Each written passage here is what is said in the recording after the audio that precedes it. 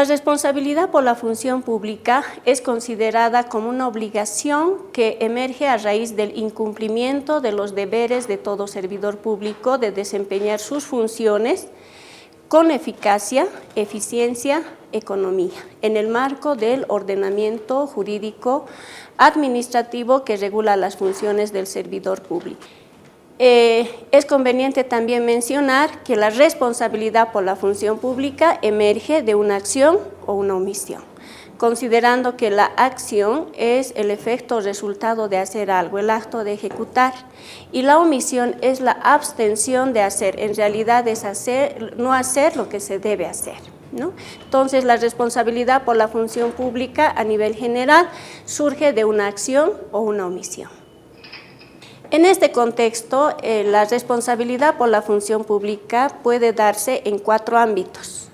En el ámbito administrativo, civil, la responsabilidad ejecutiva y la responsabilidad penal. Empezamos explicando la responsabilidad administrativa. Antes de ver todo el contexto, indicamos cuál es el régimen legal de este tipo de responsabilidad, y es la Constitución Política del Estado, la Ley 1178, el Decreto Supremo 23318-A, el Decreto Supremo 23215 y los reglamentos de las instituciones. Con ese antecedente vemos la naturaleza de este tipo de responsabilidad y decimos que es de naturaleza disciplinaria, porque este tipo de responsabilidad surge de una acción o una omisión que contraviene el ordenamiento jurídico administrativo relacionado a la conducta del servidor público. En consecuencia, reiteramos que es de naturaleza disciplinaria. En cuanto a los sujetos, son sujetos de este tipo de responsabilidad los servidores públicos y ex servidores públicos. En cuanto a la determinación, este tipo de responsabilidad se determina mediante un proceso administrativo interno que es iniciado, sustanciado y concluido a cargo de una autoridad competente que se llama la autoridad sumariante. Al respecto, la Ley 1178 determina que la autoridad sumariante debe ser designado la primera semana hábil de la gestión de la máxima autoridad ejecutiva mediante una resolución administrativa. Este proceso interno se sustancia de acuerdo a lo establecido en el Decreto 23318-A y el Decreto 23215. Como consecuencia de este proceso interno se puede determinar las siguientes sanciones: multa, suspensión o destitución. En el caso de la multa, el ordenamiento jurídico administrativo establece que no debe exceder el 20% del total ganado. En cuanto a la sanción de suspensión, este no puede exceder de los 30 días, puede ser 1 día, 2 días, 5 días, dependiendo del criterio de la autoridad sumariante. Y la destitución, obviamente, es la desvinculación. Este tipo de responsabilidad administrativa prescribe en 2 años. Antes de hablar de este plazo perentorio, es conveniente referir qué es la prescripción. La prescripción, de acuerdo a lo establecido en el Código Civil, es una forma de liberarse de la responsabilidad por el paso del tiempo. Ahora, hemos indicado que la responsabilidad administrativa surge por la contravención al ordenamiento jurídico administrativo que regula la conducta del servidor público. Entonces, indicamos qué es el ordenamiento, a qué nos referimos hablando del ordenamiento jurídico administrativo, e indicamos que el ordenamiento es el conjunto de normas, disposiciones generales, reglamentarias, que regulan la conducta y el ejercicio de funciones de los servidores públicos. En ese contexto, en el ordenamiento jurídico administrativo tenemos normas generales y normas específicas. En las normas generales podemos mencionar la Constitución y la ley. En las disposiciones específicas, los decretos supremos, los códigos de ética y los reglamentos internos de las instituciones. ¿Cuál es el alcance de la responsabilidad ejecutiva? En la misma línea de la responsabilidad administrativa indicamos el régimen legal de este tipo de responsabilidad y decimos que es la Constitución Política del Estado, la ley y los dos decretos, es decir, el 23318-A, que es el reglamento de la responsabilidad por la función pública, y el decreto 23215, que es el que reglamenta el ejercicio de atribuciones de la Contraloría. Este tipo de responsabilidad es de naturaleza gerencial. ¿Por qué? Porque emerge como consecuencia de una evaluación de la gestión como deficiente o negligente, ¿no? O por incumplimiento del artículo primero, incisos C, D, E, F del artículo 27 de la Ley 1178. Por esta naturaleza gerencial, este tipo de responsabilidad alcanza solamente a máximas autoridades ejecutivas, directores, exdirectores, dependiendo de la estructura administrativa y la naturaleza jurídica de las entidades. ¿Cuál es el medio, el procedimiento para determinar este tipo de responsabilidad? Y es el dictamen de la auditoría, ¿no? El dictamen es un actuado administrativo conceptuado como una opinión técnico-jurídica que es emitida por el Contralor General del Estado. Es decir, la autoridad competente que emite un dictamen que determina la responsabilidad ejecutiva es el Contralor General del Estado. Por consiguiente, el procedimiento establecido para determinar la responsabilidad ejecutiva está orientado a los informes de auditoría.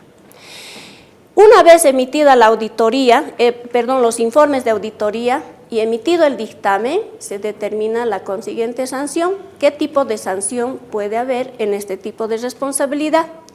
Es la suspensión o la destitución. Lo propio, si es suspensión, no debe exceder de los 30 días y la destitución es la desvinculación. Este tipo de responsabilidad también está sujeto a un régimen de prescripción. El plazo para la prescripción de la responsabilidad ejecutiva es de 2 años. ¿Cuál es la forma de computar este plazo de 2 años? Es a partir del último día de la gestión de la MAE, ¿no? Es decir, cuando concluye en sus funciones la MAE, a la conclusión de la gestión. En este tipo de responsabilidad ejecutiva es conveniente enfatizar lo siguiente. El dictamen que emite el Contralor para determinar la responsabilidad ejecutiva no reconoce ningún recurso de impugnación, es decir, no tiene recurso ulterior, lo que quiere decir que el alcance del dictamen que emite el Contralor se cumple o se cumple. Entonces, luego entramos a la responsabilidad civil, ¿no? Que es otro tipo de responsabilidad. Para ese efecto, también mencionamos el régimen legal de este tipo de responsabilidad. Y este régimen legal está constituido por la Constitución Política del Estado, la Ley 1178, los dos decretos reglamentarios, el 23215 y el 23318-A. Además, por la especificidad de este tipo de responsabilidad, mencionamos la Ley del Procedimiento Coactivo Fiscal y la Ley del Procedimiento Civil. En cuanto a la naturaleza, la responsabilidad civil es de naturaleza resarcitoria. ¿Por qué? Porque emerge de una acción u omisión que ocasiona daño económico en contra del Estado. Este daño económico debe ser valuable en dinero. Los sujetos, es decir, a quienes alcanza este tipo de responsabilidad, alcanza a servidores públicos, exservidores públicos y particulares. Lo específico de este tipo de responsabilidad es el alcance a particulares y a este respecto es conveniente también mencionar que en el tema de la determinación, la forma, el medio para establecer indicios de responsabilidad civil son los informes de auditoría. Y en el proceso de auditoría, en el trabajo de auditoría se toman 3 criterios para identificar al o los responsables. ¿Cuáles son esos criterios? Los criterios que se aplican para determinar indicios de responsabilidad civil son la corresponsabilidad, la solidaridad y el beneficio indebido. El procedimiento establecido para este tipo de responsabilidad tiene 2 ámbitos. Primero, establecimiento de indicios mediante informes de auditoría, que emite el Contralor, y luego la determinación de la responsabilidad. Estableciendo las diferencias decimos, los indicios son probabilidades, la determinación ya es la determinación, la cuantificación del daño económico ocasionado. ¿Cuál es la forma establecida? ¿Cuál es el mecanismo, el instituto jurídico establecido para este efecto? Es el proceso coactivo fiscal. El proceso coactivo fiscal es una demanda judicial, que se va a incoar, que se va a iniciar ante una autoridad competente que es el juez coactivo fiscal. En el marco de las reformas que hemos tenido con la promulgación de la Ley 1178, producida en el año 1990, un aspecto importante que cabe destacar es la creación de la jurisdicción coactivo fiscal, en cuyo marco al presente tenemos 9 juzgados coactivo fiscales en los 9 distritos judiciales, ¿no?, del órgano judicial. Entonces, la forma, el medio para recuperar los adeudos a favor del Estado es la demanda coactivo fiscal, como hemos indicado, es una demanda judicial. ¿Con qué objeto se inicia esta demanda judicial? Con el objeto de resarcir el daño, de cobrar los montos, los adeudos a favor del Estado. ¿Contra quiénes? Contra aquellos que hubieran ocasionado por acción u omisión este daño que va a ser determinado previo proceso que se va a sustanciar de acuerdo a la ley del procedimiento coactivo fiscal y el procedimiento civil. Una vez que se sustancia el proceso coactivo fiscal, este proceso ordinario concluye con una sentencia que va a emitir el juez de la materia, que es el juez coactivo fiscal, y como consecuencia de la sentencia, esta autoridad competente emite el pliego de cargo. El pliego de cargo se constituye en un instrumento coactivo de cobro que da el plazo de 5 días fatales y perentorios a los coactivados para pagar el daño, el monto determinado por el juez competente. Una vez emitido el pliego de cargo, el procedimiento coactivo fiscal, el procedimiento civil, prevé mecanismos de impugnación que en el caso del proceso coactivo fiscal se llama recursos de apelación y casación.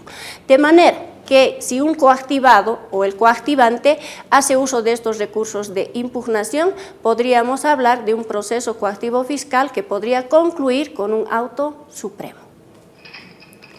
En cuanto a la responsabilidad penal, este tipo de responsabilidad tiene como régimen legal la Constitución Política del Estado, la Ley 1178, los 2 decretos reglamentarios, el de régimen de responsabilidad por la función pública y el de ejercicio de atribuciones de la Contraloría, además del Código Penal, el Código de Procedimiento Penal y lo nuevo, en la Ley 004 Marcelo Quiroga Santa Cruz de lucha e investigación de fortunas. En este tipo de responsabilidad podríamos mencionar que la naturaleza es punitiva. ¿Por qué este tipo de responsabilidad emerge cuando una acción o una omisión está tipificada como delito en el Código Penal y la Ley Marcelo Quiroga Santa Cruz? Son sujetos de este tipo de responsabilidad servidores públicos, exservidores y particulares.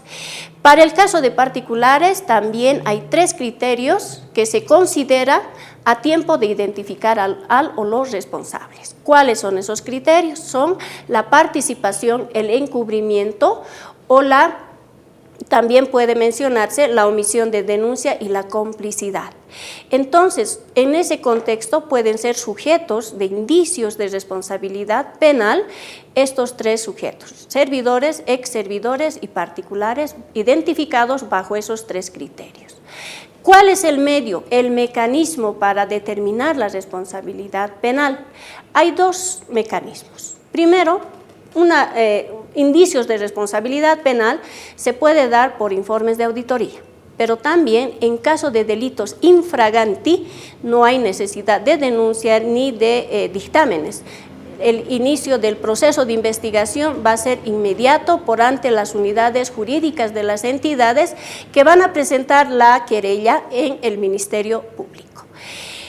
Este procedimiento de investigación se adecua al procedimiento penal y las modificaciones establecidas en la ley Marcelo Quiroga Santa Cruz, es decir, van por la investigación, las medidas cautelares, la imputación formal, la acusación formal y el juicio oral y contradictorio que se denomina en el marco del ordenamiento jurídico penal. De manera que la autoridad competente que va a determinar la responsabilidad penal es el Tribunal de Sentencia. Como conocemos, en el marco de las reformas al ordenamiento jurídico penal, el Tribunal de Sentencia está constituido por jueces técnicos y por jueces ciudadanos. Previo juicio, se va a sustanciar un proceso penal. Como consecuencia de este proceso, basado en el debido proceso, la presunción de inocencia y otros principios que prevé el ordenamiento jurídico penal, este juicio penal va a concluir con una sentencia. Esta sentencia emite el Tribunal de Sentencia, que puede ser de dos tipos: sentencia condenatoria en caso de que se haya comprobado la comisión del delito. Será una sentencia absolutoria si en el proceso se ha demostrado la inocencia, y expresamente, si ese fuera el caso, la sentencia dirá que se levanta toda pena y culpa en contra del procesado por haber demostrado su inocencia.